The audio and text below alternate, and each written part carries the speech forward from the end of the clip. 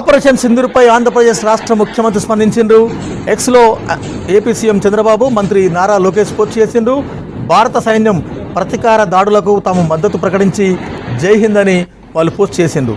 పహల్గామ్ ఉగ్రదాడికి ప్రతీకారంగా న్యాయం జరిగిందని లోకేష్ తన ఎక్స్లో పోస్ట్ చేసిండు.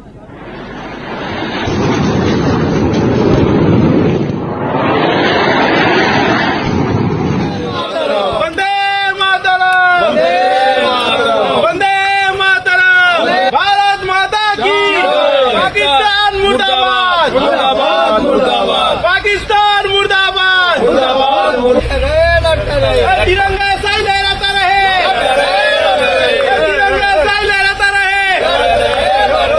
पाकिस्तान मुर्दाबाद, पाकिस्तान, भारत माता की, भारत माता की।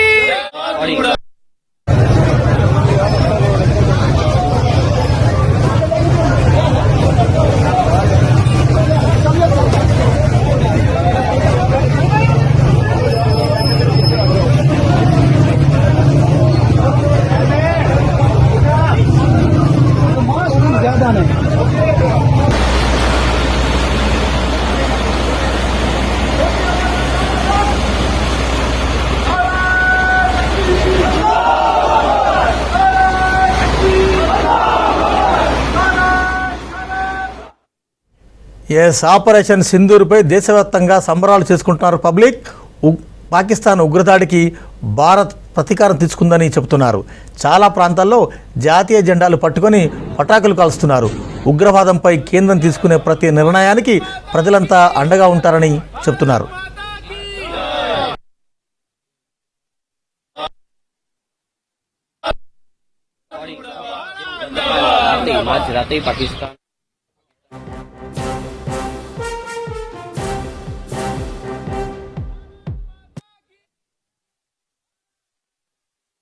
जैसा कि आपको जानकारी होगी, आज से 15 दिन पूर्व पाकिस्तान के द्वारा समर्थित आतंकवादियों ने हमारे देश के नियत से लोगों पर गोलियां चलाई, जिससे उनके परिवार के उजड़ गए। उसका बदला लेने के लिए भारत के प्रत्येक नागरिक के अंदर बदले की भावना थी। उन आतंकवादियों को करारा जवाब देना था।